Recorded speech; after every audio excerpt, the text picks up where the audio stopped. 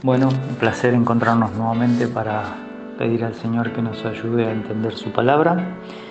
Y como estamos viendo el tema de los contrastes que tenemos los creyentes de la Iglesia con respecto a los evangelios sinópticos y Juan, tenemos que ahora ver algunos argumentos acerca de las oraciones que se han hecho desde el protestantismo, desde el catolicismo. Ahora vamos a examinar la carta a Santiago, precisamente por dos explicaciones que tendríamos que hacer para comprender la primera pregunta que ellos nos van a hacer, que es Santiago 1 del 5 al 7.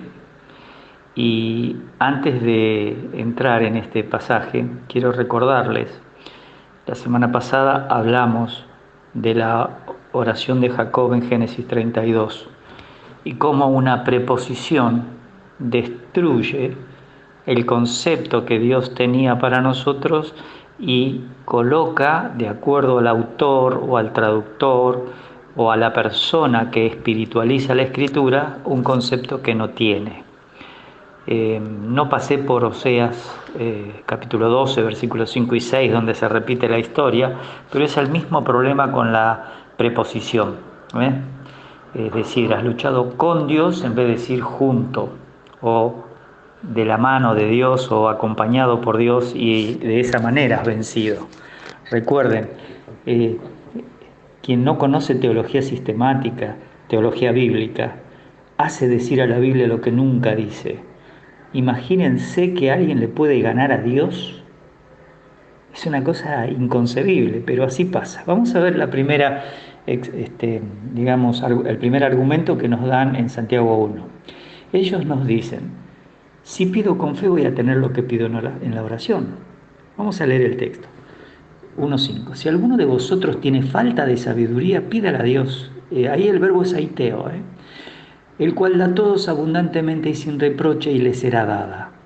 Pero pida con fe, ahí es aiteo de nuevo, de empistei, no dudando nada, porque el que duda es semejante a la onda del mar, que es arrastrada por el viento y echada de una parte a otra. No piense, pues, quien tal haga que recibirá cosa alguna del Señor. Obviamente que tenemos que responderle al hermano que no es así, porque necesitamos entender tres puntos aquí. El primero es el contexto inmediato y el teológico. El contexto inmediato es fundamental, pero también el teológico, porque no podemos hacer decir a la Biblia lo que nos parece del texto sin comparar con el resto. La Biblia tiene toda su estructura de teología y tiene contextos. En segundo lugar, tenemos que ver cuál es la interpretación del texto. Eso ya sería la exégesis, ver qué dice realmente. Y en tercer lugar, tenemos que entender qué significa la frase pedir con fe. Así que en el punto 1, el contexto inmediato y el teológico es que lo que Santiago dice es que hay que pedir sabiduría divina en medio de la prueba. No es pedir cualquier otra cosa. No es que porque dice pida con fe, esa es la frase que sacamos y vamos a hacer decir al texto lo que no dice. Aquí el contexto es pedir sabiduría divina en medio de la prueba. Pero te quiero recordar que Santiago es un libro que habla sobre las características del creyente maduro. Y si vos tenés el capítulo 1 allí, tenés que saber que Santiago le quiere pedir al creyente que tiene que ser maduro en la prueba. El creyente maduro, para ser maduro en la prueba, tiene que ser paciente. Y paciente en las pruebas de afuera, que son justamente las tentaciones. Y también paciente con las tentaciones internas. Es decir, afuera viene una prueba y yo tengo la posibilidad de ser tentado. Probado y tentado, las dos cosas. Ahora vamos a estudiar la palabra. En el capítulo 2, el creyente maduro practica la verdad, tanto que tiene fe y amor, y también tiene fe y obras, eso lo ven en el capítulo 2. En el capítulo 3, el creyente maduro es poderoso para controlar la lengua, porque él es exhortado a controlar su lengua. Hay 6 ilustraciones allí muy interesantes con respecto a la lengua, y también la aplicación en el capítulo 3 del 13 al 18, que la sabiduría de lo alto es primeramente pura, pacífica, amable, etcétera, etcétera. En el capítulo 4, el creyente maduro es un creyente pacificador. Él no crea problemas, él resuelve los problemas. y nos da 3 ideas interesantes con respecto a 3 guerras que suceden, 3 enemigos que tiene el creyente y 3 amonestaciones para vencer. Y finalmente en el capítulo 5, que vamos a tener que entrar, por eso les doy un bosquejo general, el creyente maduro es un creyente preparado a través de la oración. ¿Pero por qué? Porque tiene conflictos económicos en el capítulo 5 del 1 al 9. También tiene conflictos físicos del 10 al 16, que es donde vamos a entrar a ver el tema. También hay conflictos nacionales que Santiago presenta, versículos 17 y 18. Y también hay conflictos en la iglesia, 19 y 20. Si el creyente con estos 5 capítulos adquiere madurez, aquí arranca en el primer capítulo. Necesita sabiduría en medio de la prueba. Hay que recordar que es una necesidad del creyente cuando atraviesa las pruebas en la vida diaria, saber cuáles son los propósitos que tiene Dios para la prueba. Los 3 propósitos más interesantes que nos presenta Santiago es que el creyente tiene que crecer en paciencia y madurez.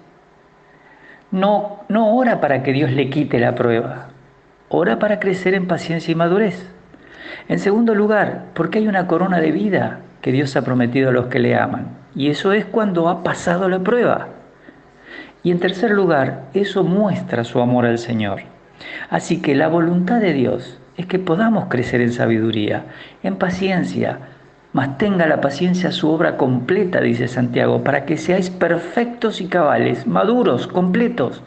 Y eso nos va a permitir esa corona de vida que vamos a tirar a los pies del Señor cuando estemos en su presencia. Esa es la fe para pedir que Santiago está aludiendo. Vamos a mirar algo más. El sustantivo plural que aparece aquí, de peirasmo, tiene 2 acepciones, tanto prueba como tentación. Entonces, para entender el uso del vocablo en nuestras Biblias, tendríamos que hacer un cuadro, pequeño por lo menos, y yo les dejo 2 ideas. Pueden revisar el diccionario de Vine y también pueden recurrir a la Biblia paralela, que ahí les dejo justamente cómo buscarlo. Allí ustedes colocan la cita, tienen para hacerlo el interlineal, ya sea hebreo o griego, y eso es una gran ayuda para estudiar cuando tenemos que interpretar un texto. Vamos al cuadro. Les hice un cuadro muy sintético. Dividimos la palabra en 2 sentidos. En el sentido bueno, que es poner a prueba.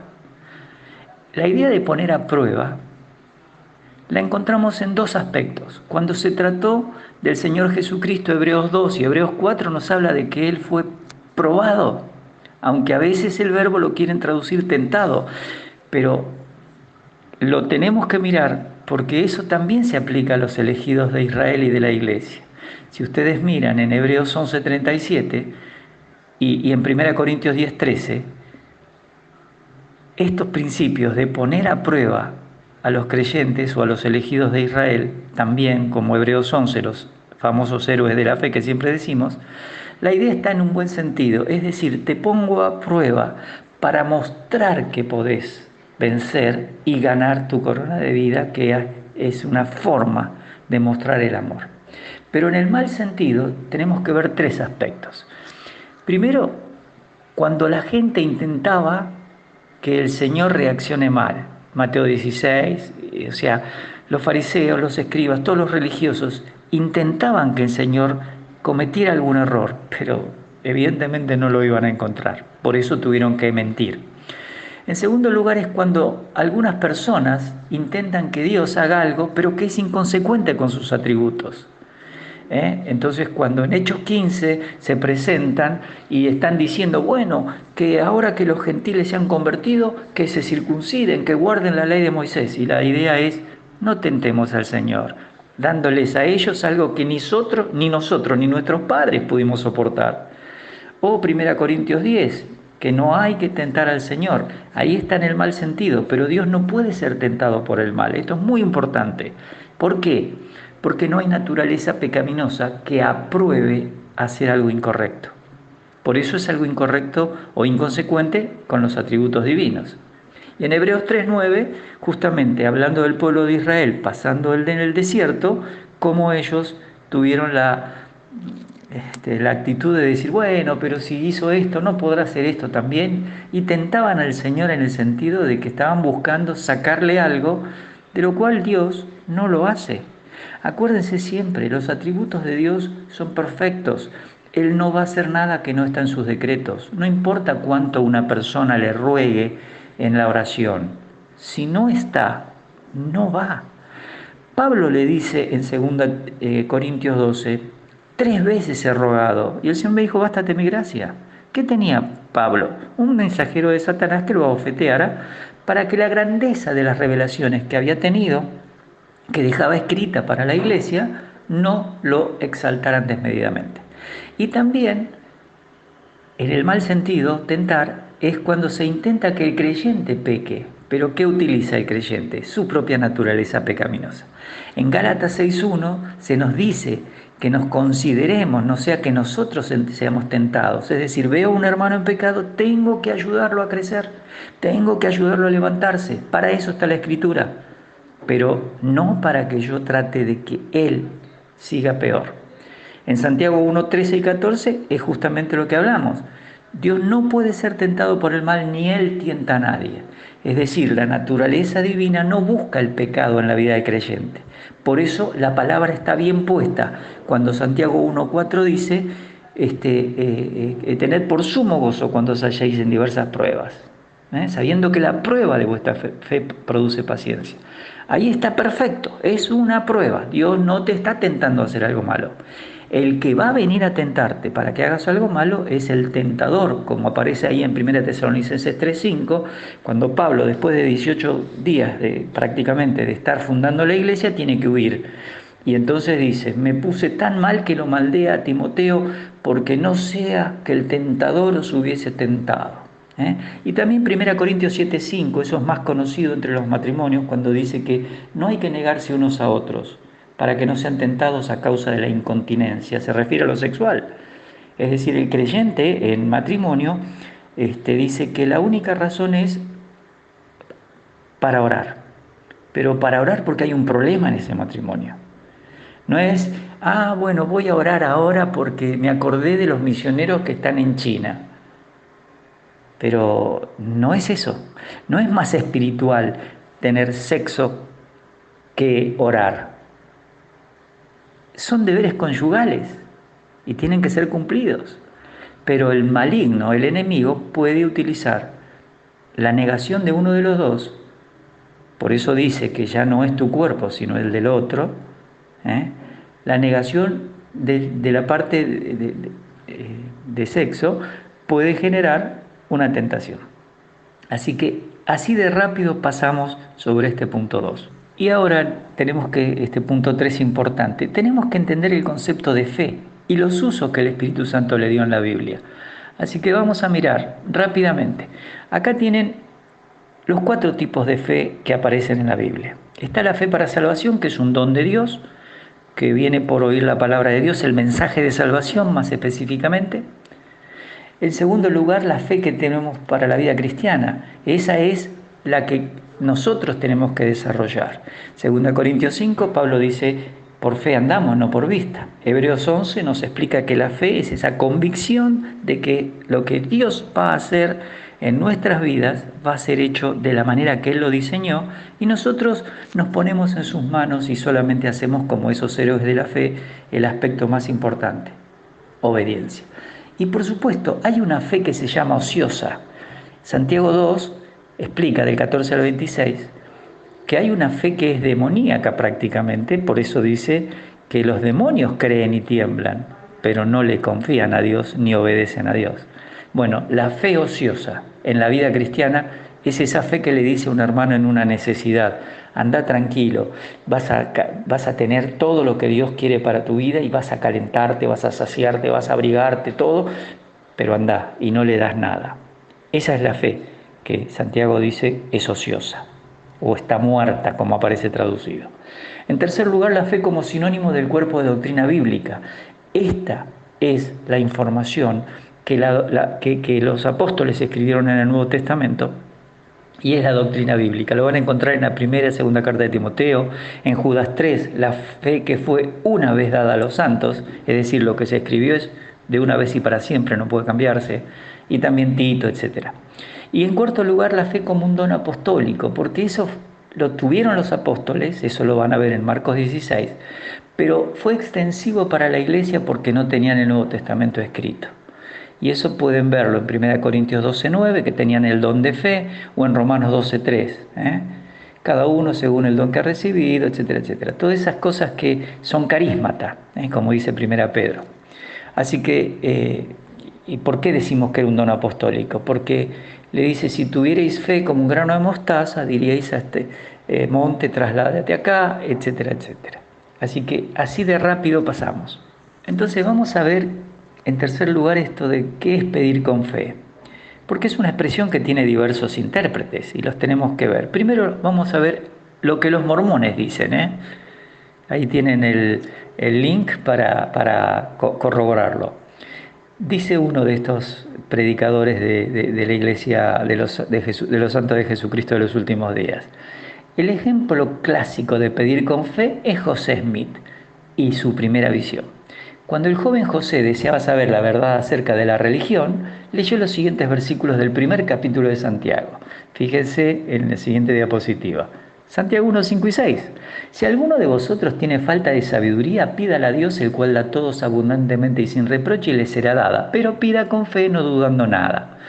¿Qué dice este predicador? Fíjense, dice, por favor, en el requisito de pedir con fe, que a mi modo de entender significa la necesidad no solo de expresar, sino de hacer. La doble obligación de suplicar y de ejecutar. El requisito de comunicar y de actuar.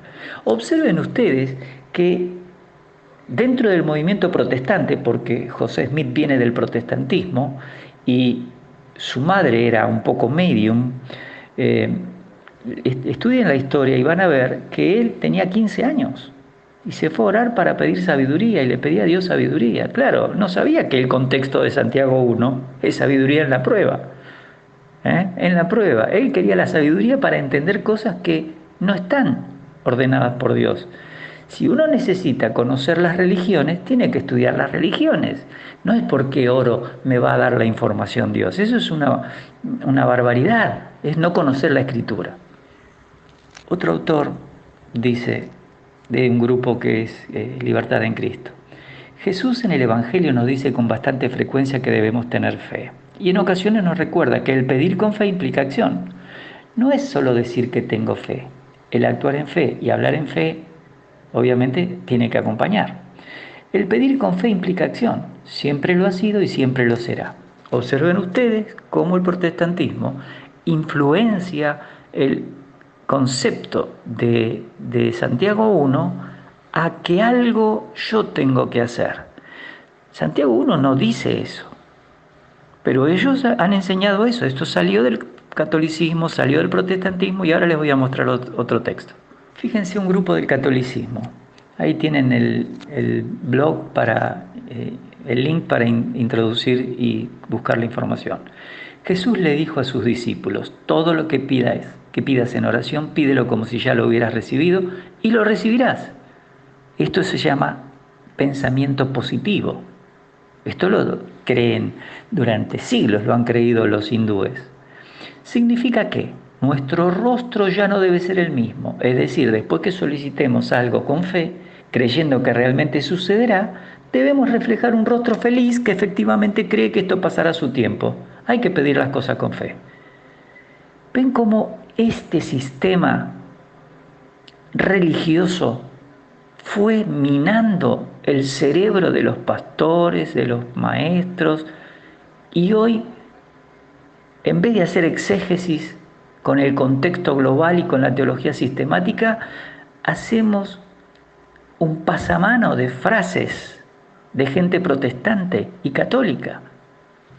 Hay otro grupo dentro del cristianismo, Coalición por el Evangelio. Es un grupo interesante, está bastante conocido.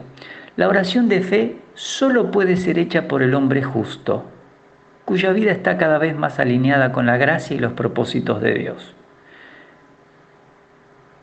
En el reino de la oración, ya que es un microcosmo de toda la vida cristiana, la fe, oración al Señor del pacto, sin obras, obediencia al Señor del pacto, lo repito, está muerta.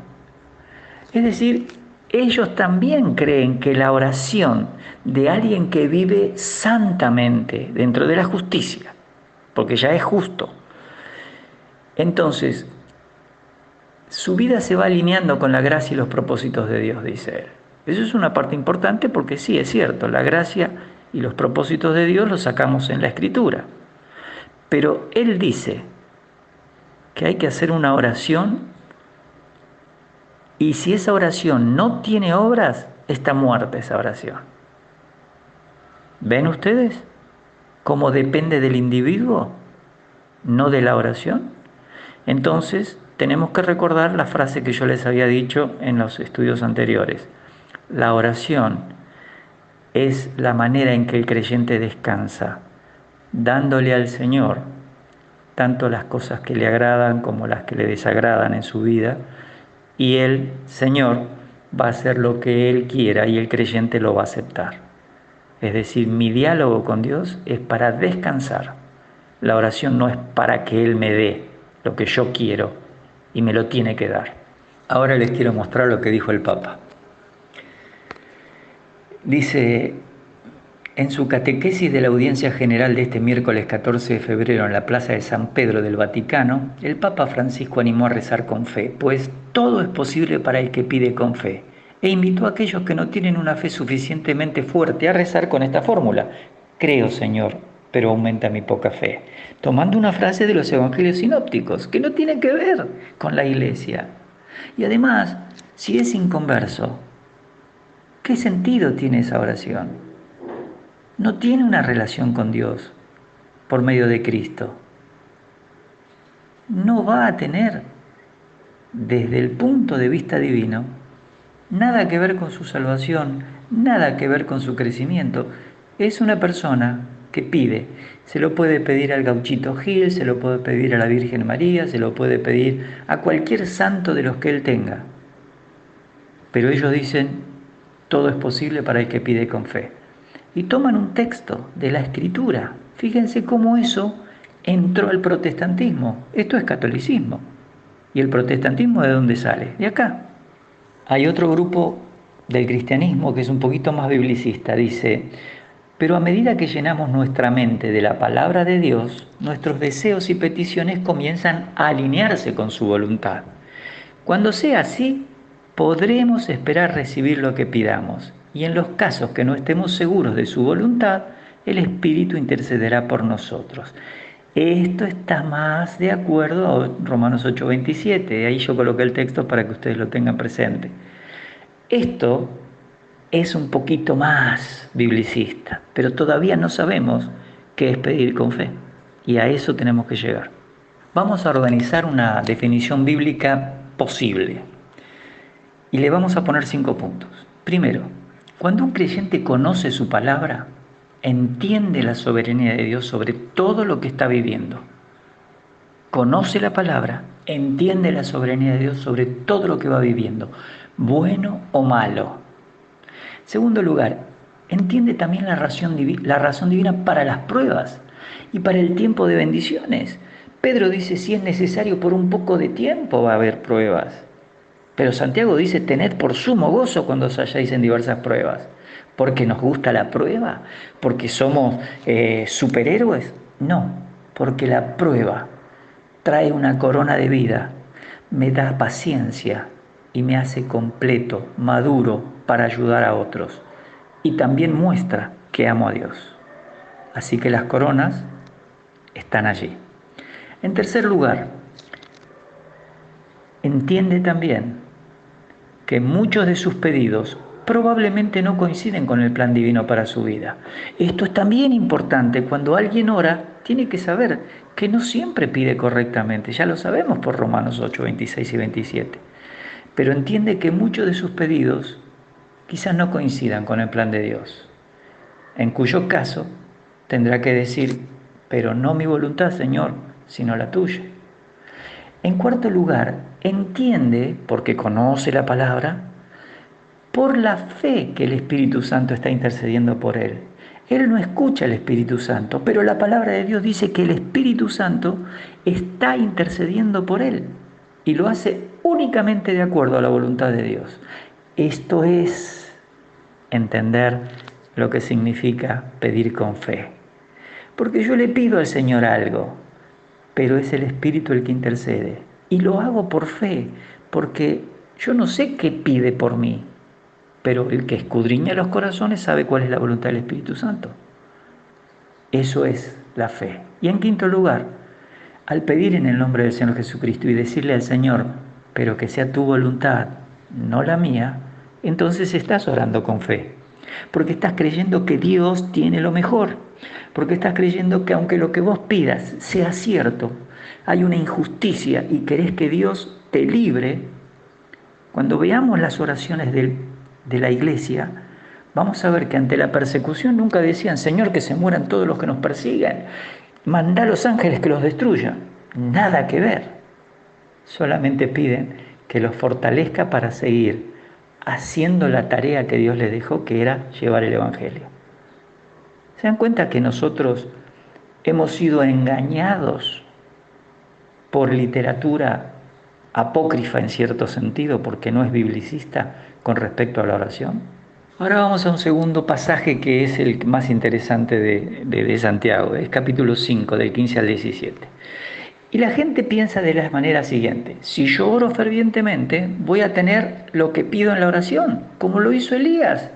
Y además, la oración del creyente tiene poder, aún para sanar a personas. Upa, vamos a tener que trabajar en esto. Es obvio que el texto está relacionado con la iglesia, no podemos discutir eso. Santiago lo puso cuando escribe a los creyentes. En segundo lugar, tenemos que estudiar el contexto, no solamente el cercano, que es el capítulo, sino también el libro de Santiago, como les dije en el primer bosquejo, y el contexto dentro de las epístolas, porque no se contradicen las escrituras. Cuando el Señor les promete que les iba a dar el Espíritu Santo, cuando estudiamos el libro de los Hechos el año pasado, lo vimos, estuvimos en Juan, y ahí les dice, cuando Él venga, tomará de lo mío y os lo hará saber. Y van a tener muchas cosas que ellos no podían aprender en ese momento. Así que el Espíritu Santo fue dado para eso, para que lo que escribía cada uno no se contradiga, para que la revelación que no teníamos con respecto a la iglesia fuese escrita, y por eso ya no necesitamos revelación, porque ya está completa el Nuevo Testamento. Por supuesto que cuando Pablo ora para que los creyentes de Éfeso tengan revelación es porque todavía no estaba el Nuevo Testamento completo y él estaba mostrando y escribiendo justamente estos temas de la oración. Y en tercer lugar, tenemos que interpretar lo que realmente dice el texto en el griego, porque el problema nuestro es que leemos en castellano y a veces el idioma no está tan claro sobre lo que realmente dice el texto. El texto dice, ¿está alguno entre vosotros afligido? Haga oración. ¿Está alguno alegre? Cante alabanza. Ahí le puse la palabra gesto porque justamente es la palabra que aparece allí para oración. 14. ¿Está alguno enfermo entre vosotros? Llame a los ancianos de la iglesia y oren. Otra vez la misma palabra. Oren por él, ungiéndole con aceite en el nombre del Señor. Y la oración de fe salvará al enfermo, y el Señor lo levantará, y si hubiere cometido pecados, le serán perdonados. Confesaos vuestras ofensas unos a otros, y orad unos por otros, para que seáis sanados. La oración eficaz del justo puede mucho. Vamos a poner literalmente qué dice el 16. Literalmente, la palabra que se utiliza es mucha fuerza. Tiene mucha fuerza. Hay fuerza. ¿En qué? En la petición, la oración o ruego de un hombre justo, trabajando u obrando. Así que lo que nosotros vemos que el verbo energía, de donde viene la palabra energía, es un verbo presente, está en participio, tiene voz media, singular y es nominativo. ¿Para qué ponemos esto? Fíjense lo que dice Vine en su diccionario expositivo en la página 610. La última cláusula debería traducirse: la súplica obrada internamente, esto es, obrada por el Espíritu Santo, de un justo, puede mucho o prevalece grandemente. Pero, ¿por qué está hablando eso dentro del tema de la confesión y de las ofensas. Porque evidentemente Santiago era muy práctico en este tema. En una iglesia local, según 1 Corintios 11:30, cuando la gente no se examina en la cena del Señor, hay enfermos, debilitados y muchos son disciplinados por Dios de manera que duermen, dice. Entonces, hay un enfermo. ¿Cómo hacía la iglesia? La iglesia decía que tenía que llamar a los ancianos, a los líderes espirituales de la iglesia, aquellos que dirigían esa congregación, para visitarlo. Al visitarlo, este creyente compartía con los ancianos, por eso se requiere que no sean neófitos los colocados como pastores o ancianos. Estos ancianos tenían que tomar un tiempo para saber si lo que él estaba teniendo era una simple gripe o había algún problema espiritual. A través de la indagación, de la charla, se lo ayudaba al hermano a que esté dispuesto a confesar eso al Señor. Esa oración que hacían los ancianos, ungiéndole con aceite, friccionándole con aceite, no como la unción de los sacerdotes del Antiguo Testamento, permitía que esta persona, al confesar, Dios lo sanara. Por supuesto, le quedaba todavía ir a hablar con el hermano. Ese es el concepto que tiene la primera parte. Y el confesarse mutuamente las ofensas, ese es el principio de Santiago 5. Vamos a mirar la importancia que le da el Señor al tema de la oración, ¿no? Dice, Elías era hombre sujeto a pasiones semejantes a las nuestras, y oró fervientemente para que no lloviese, y no llovió sobre la tierra por 3 años y 6 meses. Y otra vez oró, y el cielo dio lluvia, y la tierra produjo su fruto. Evidentemente nuestro problema se genera con las confusiones de los traductores, porque necesitamos conocer por qué razón utiliza esta expresión, oró fervientemente. La frase es, oró con oración, y oró con oración. No dice fervientemente, es un agregado. Además, yo ya hablé con este tema cuando hablamos al principio de estos temas de oración. Elías estaba bajo la ley y él sabía exactamente que el pueblo había pecado y estaba usando Deuteronomio para mostrarle al pueblo que por su palabra, porque ellos habían estado siendo idólatras, Dios había dicho que no iba a haber lluvia y no hubo lluvia. Evidentemente fue algo que hizo porque Dios se lo mostró. Ahora, lo que está mostrando Santiago, que es un conocedor de la historia bíblica, obviamente, es que Dios escucha la oración, pero la contesta de acuerdo a su voluntad. Y ese es el punto que no tenemos que perder de vista. Las oraciones siempre tienen que quedar abiertas para que Él haga lo que Él quiere. Y nunca tienen que ser, te exijo, Señor, que me des esto, te ordeno que me des esto, decreto que esto es mío. No tiene ningún sentido hablar así.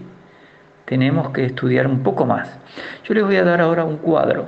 Ustedes saben que siempre trato de estar cerca de los 30 minutos. A veces me cuesta. Este cuadro son palabras griegas que están relacionadas con la oración. Les mostré las dos primeras, aiteo y erotao, porque tienen algo muy interesante. Aiteo tiene que ver con la actitud de una persona que le suplica a alguien que es superior, un inferior a un superior. Pero erotao tiene que ver con la actitud de pedido entre iguales.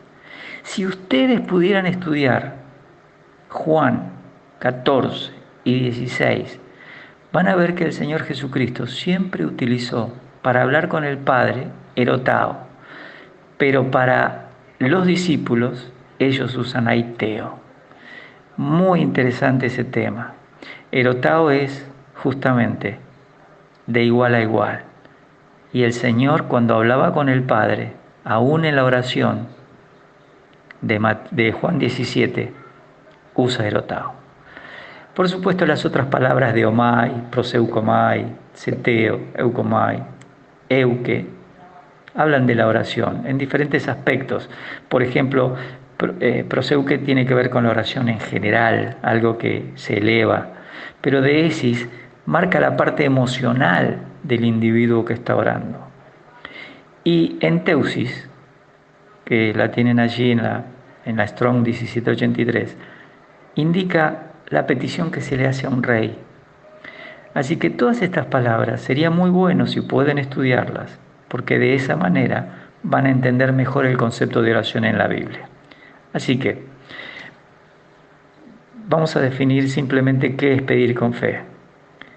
Es pedir con conocimiento doctrinal de cuál es el plan de Dios en la Biblia para la vida del creyente y con dependencia.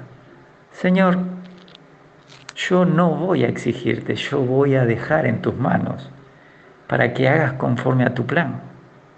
Ese es el tema.